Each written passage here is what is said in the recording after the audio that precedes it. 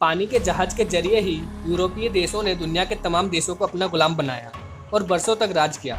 इंसान ने जैसे जैसे तरक्की की, जहाज भी बेहतर बनने लगे। एक दौर ऐसा आया जब विशाल जहाज बनाए जाने लगे। इन जहाज़ों पर एक छोटा सा शहर चलता था। जहाज पर ही ऐश और आराम की हर चीज़ उपलब्ध होती थी। चलिए आज आपको कुछ ऐसे ही बड़े जहाज़ों के बारे में बताते हैं जो इतिहास बन चुके हैं।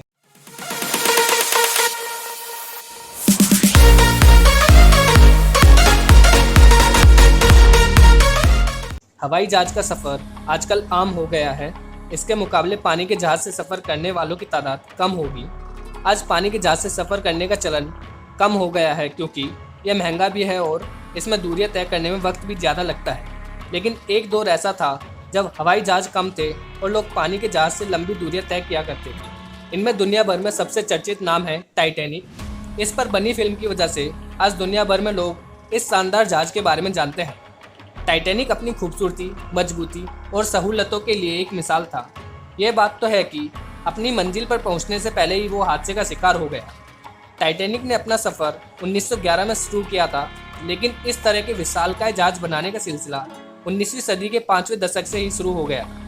1850 से लेकर 1900 के दरमियान ब्रिटेन के 3 बड़े जहाज अटलांटिक के आर पार के सफ़र का जरिया थे। इनके नाम थे क्यूनार्ड, इनमैन और वाइट स्टार। लेकिन जैसे जैसे ब्रिटेन में रईसों की तादाद बढ़ी, जहाज़ों पर मुसाफिरों की संख्या भी बढ़ने लगी। इस सफ़र को पुरसुकून और मज़ेदार बनाने की मांग भी बढ़ने लगी। जहाज़ पर बड़े होटलों जैसे आराम का इंतज़ाम किया जाने लगा। मुसाफिरों की तादाद बढ़ने और रईसाना सफ़र की डिमांड ने ब्रिटेन की इन तीनों कंपनियों के बीच मुकाबला बढ़ा दिया था। नतीजा यह निकला, बड़े बड़े क्रूज़ यानी विशाल जहाज समुद्र में उतारे गए। उनमें ऐसी तकनीक का इस्तेमाल किया गया जो आज भी चलन में है। इनमेन ब्रिटेन की वो कंपनी थी जिसने रियायती जहाज़ों की जगह भाप के इंजन से चलने वाला पहला जहाज बनाया था। इससे पहले जो जहाज चलते थे उनमें साइड पैडल का इस्तेमाल किया जाता था। इसकी रफ्तार कम होती थी। वहीं भाप के इंजन से चलने वाले तेज़ रफ्तार जहाज़ों ने इस क्षेत्र में इनकलाब ला दिया था। इनमैन कंपनी नई नई तकनीक का खूब इस्तेमाल करती थी। इनमैन के मुकाबले एक कंपनी क्यूनार्ड भी थी जो मुसाफिरों की हिफाजत पर ज़्यादा जोर देती थी। क्यूनार्ड नई तकनीक का इस्तेमाल तभी करती थी जब दूसरी कंपनियां उसे कामयाबी से इस्तेमाल कर लेती थी। साल 1870 तक क्यूनार्ड और इनमैन ही मैदान में थे। फिर इसी दौरान एक और कंपनी आई जिसका नाम था वाइट स्टार। इस कंपनी के जहाज पानी पर तैरते हुए 5 स्टार होटल थे और रईसों की पहली पसंद भी थी। इस कंपनी ने 1871 में अपना पहला जहाज उतारा था। इसका नाम था RMS ओशियानिक। इसमें जो इंजन लगा था वो ईंधन के मामले में किफ़ायती था। इसमें एक दिन में 58 टन कोयले का इस्तेमाल होता था, जबकि इनमैन के जहाज़ों में एक दिन में 110 टन कोयले की खपत होती थी। वाइट स्टार अपने बजट का एक हिस्सा जहाज पर दी जाने वाली सहूलतों को बढ़ाने पर खर्च करता था। सुख सुविधाओं के मामले में क्यूनार्ड और ओशियानिक जहाज में बराबर की टक्कर थी। वहीं वाइट स्टार कंपनी ने कुल 5 जहाज पानी में उतारे थे। 1880 और 1890 में इसके हर एक जहाज को ब्लू रिबन मिला था। यह एक तरह का सम्मान था। यह उन जहाज़ों को मिलता था जो जहाज़ों में दी जाने वाली सुविधाओं, उसकी रफ्तार और सुरक्षा के मानकों का ख्याल रखते थे। वाइट स्टार के जवाब में इनमैन कंपनी ने SS सिटी ऑफ पेरिस और SS सिटी ऑफ न्यूयॉर्क बनाए थे, लेकिन सिर्फ SS सिटी ऑफ पेरिस को ही ब्लू रिबन मिल पाया था। इस जहाज में कंपनी ने पहली बार 3 सहायक इंजनों का इस्तेमाल किया था। यह अपने आप में एक अनूठा प्रयोग था। वहीं क्यूनार्ड कंपनी ने अपने जहाज़ों में पहली बार वायरलेस स्टेशन स्थापित किए। रेडियो स्टेशनों की मदद से एक जहाज से दूसरे जहाज पर बात करना आसान हो गया था।